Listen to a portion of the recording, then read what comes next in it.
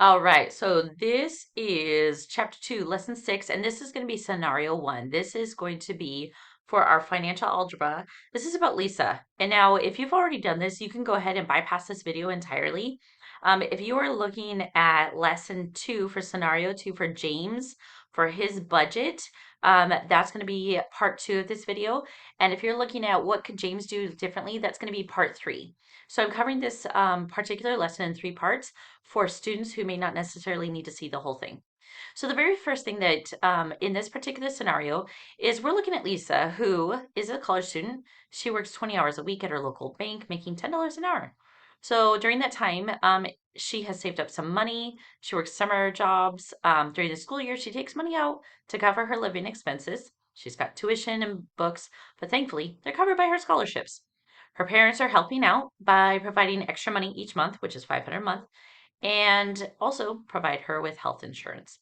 So these are her expenses. And what we're going to do on this particular assignment is we're going to be looking at a zero-based budget for these 3 scenarios. So the very first thing is gross income. Gross meanings like, oh, how disgusting. I wish I get to keep all that money. So if we're looking at the monthly amount, what we do know is, I'm going to see if I can draw on my computer. Yep. Okay. We know that she makes it won't. Okay, she makes at $20, or excuse me, 20 hours. Okay. At $10, that is 200. Okay. Now, that's per week. We need to multiply this by 4. Okay. By 4. Okay. So $200 times 4. Well, we know that 2 times 4 is 8, so $800. So the very first thing that we can do in this particular spot is we are going to type in let's see if I can switch back to this. Use the text. There we go. Okay, gross. So again, this means that this is how much she gets to keep before taxes, okay? Before taxes.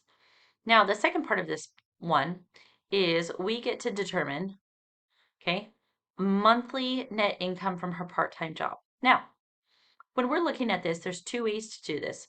I do it one way, but you can do it in a different way.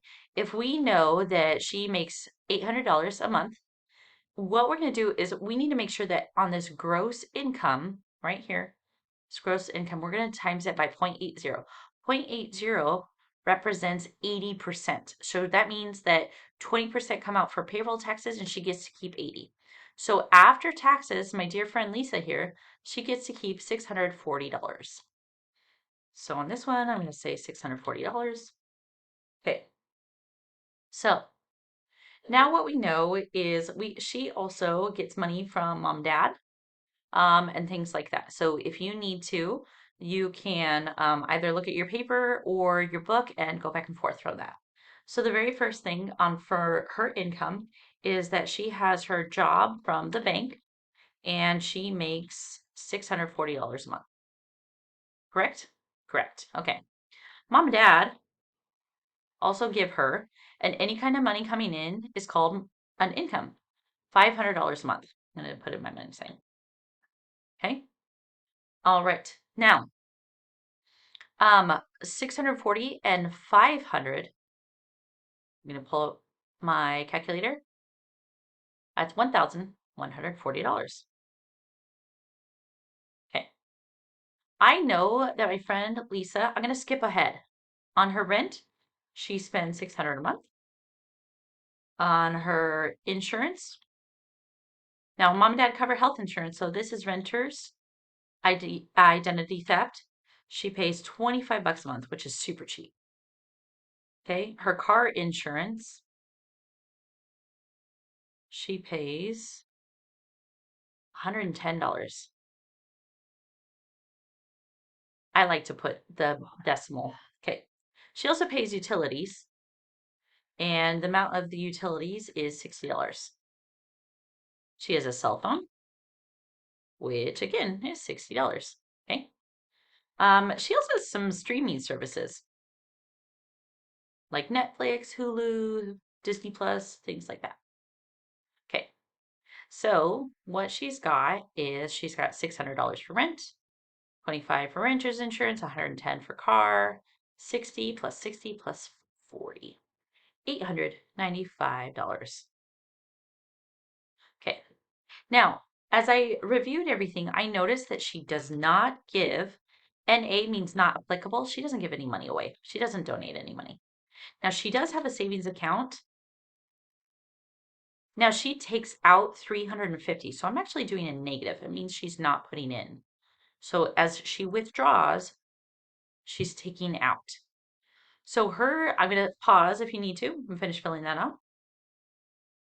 So her giving total, she gives $0. She's taking out of her savings, which is negative 350, and she spends $895. Okay. So what I'm going to do is I'm actually, instead of negative 350 plus 895, I'm just going to do 895 minus 350. I'm sure real math teachers would tell you that that's not the way to do it, and that's okay. I'm doing it my way. You do you, boo. $545 left to budget, or $545 for expenses. Now again, her income from mom and dad is $1,140. Her total expenses. Now again, this was the original. We're using this amount right here. $545. So that means she has $595 left budget. So this means she can actually not act, she doesn't need to take money out of her savings account. I don't know why she's doing that. So the next part of this is, what could she consider? What could she make changes to, right? She could, to make changes to her streaming service, what could she do to possibly affect her budget? Could she give? Could she donate? Could she donate to Habitat for Humanity or maybe an orphanage or something else? She has a car, she has car insurance. Okay, we don't know. In certain states, it's going to vary. Here in Washington State, you at least need to have liability insurance.